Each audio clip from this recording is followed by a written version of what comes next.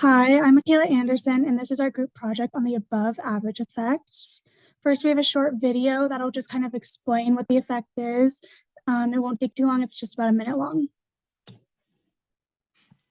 For example, the better than average effect discusses the fact that people in general think pretty highly of themselves. And one way they do that is by overestimating their abilities and overestimating their positive traits. So relative to other people, they see themselves as better than average. Let me give you an example of what I'm talking about, this type of research. In this type of research, people are asked to describe themselves and maybe check off on a list different personality attributes that describe them. So someone might say like, well, I'm honest, I'm intelligent, I'm kind, I'm responsible. Then that's compared with how they see the majority of other people. And when you compare their own self ratings to how they see the majority of other people, they are seeing themselves as better than average. So, of course, that's going to lead to a bump in their self esteem. They're going to see themselves as somewhat superior, and that's going to make them feel good. Okay, so what is the above average effect? Similar to what the video said, it's just the tendency to people to overestimate their abilities and their accomplishments. Some of the traits that people generally think are above average are like their sense of humor, how smart they are, if they're good drivers or not, their work ethic, and how attractive they think they are. That's just to name a few, but there's tons of them. So it's also known as the Dunning-Kruger effect, or you could say it's like a form of the above average effect. And obviously that's from the psychologist Dunning and Kruger. And the idea behind it is that people with the low ability or expertise in an area tend to overestimate their knowledge and ability in that specific area.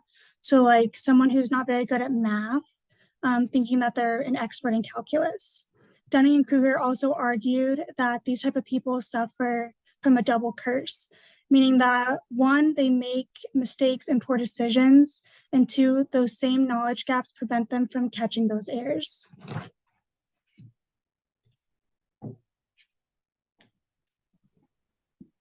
All right, so one of the articles that we did in order to review on for this effect came from E.F. Williams and T. Kolovich.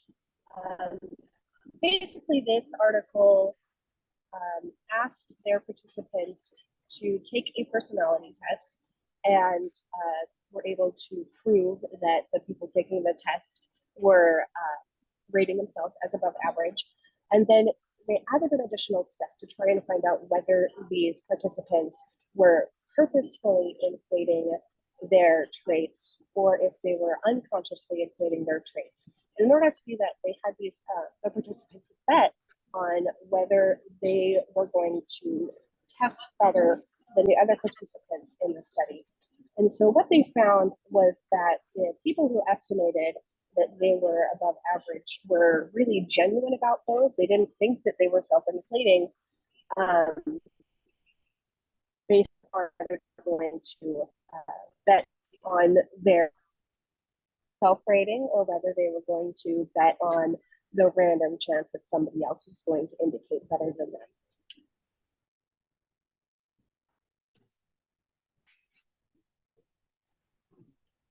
So the standard hypothesis is, how do college students rate themselves compared to the average person? And what we think, most people would judge themselves superior to others because that's the standard for the above average effect. Also, throwing the GPA in, with do lower performers rate themselves above average more frequently than high performers? We think the low performers will rate themselves as higher performers than the actual high performers would rank themselves. So our method and how we conducted this experiment, we sent out an anonymous survey to people, to different groups, college students, so they could perceive their own abilities and compare it to others.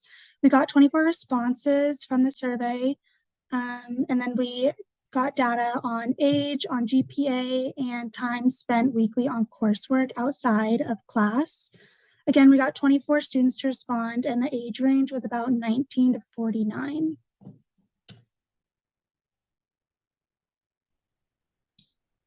And so this slide just sort of shows a quick sample of what kind of things we were, evaluating in this study. So most of our questions asked our participants to describe themselves on a scale of not like me at all or very much like me on a lot of those same traits that we saw in our video, and we also analyzed in our literature review.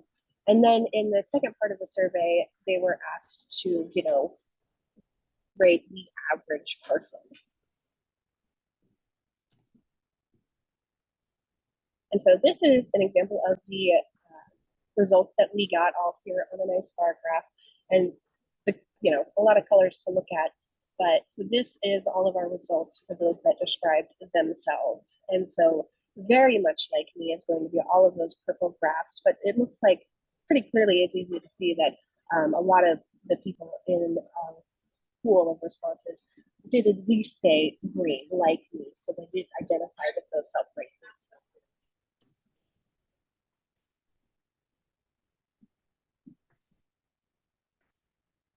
And then we also got results for those who rated the average person. And so you can see pretty easily that the yellow bar there is somewhat like the average person. And so it's kind of easy to see here that, when our participants were rating the average person, they tended to rate the average person, lower than like themselves. So here's kind of a condensed version of those graphs.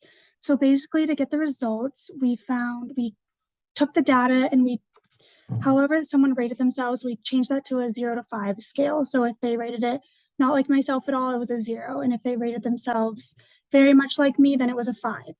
So the way that somebody rated themselves, the average was about a 3.9.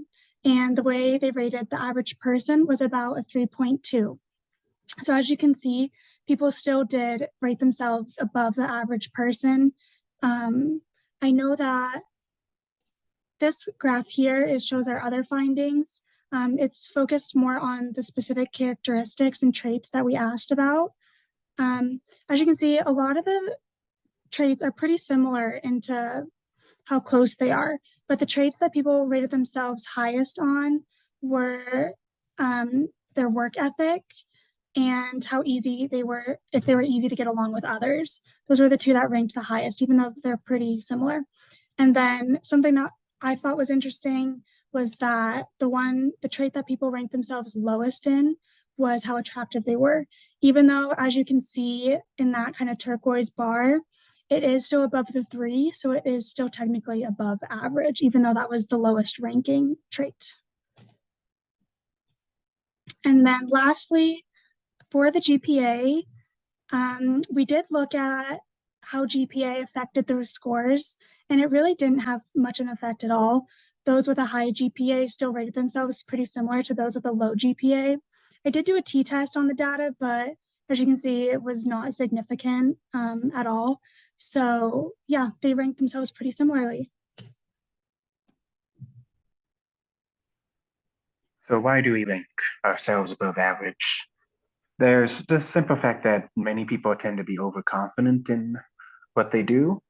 There's actually a study by Engler and Harbour in 2021 where they asked runners what they expected to do in the upcoming race and what they expected their opponents to do.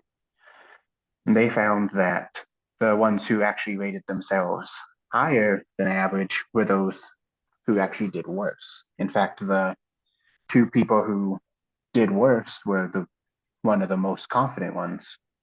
And then there was also the opposite, where those who had higher faith in their opponents found that they were doing better than they expected themselves to do compared to the person they were thinking of when asked about other people's speed and times.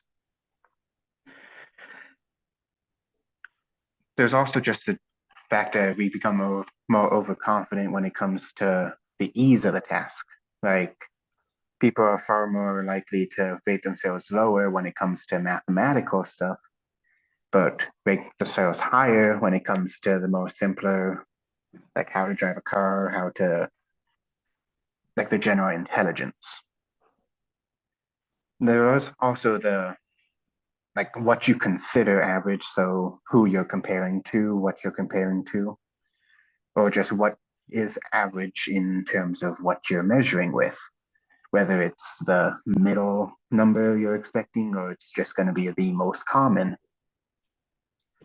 But there's also the below average where there's going to be a lot of people who don't have confidence in their skill, again, due to the difficulty. Oh, some people can't do calculus as well as others, when in reality they're actually could be better than they think they are, or they're even just the standard average of everyone else.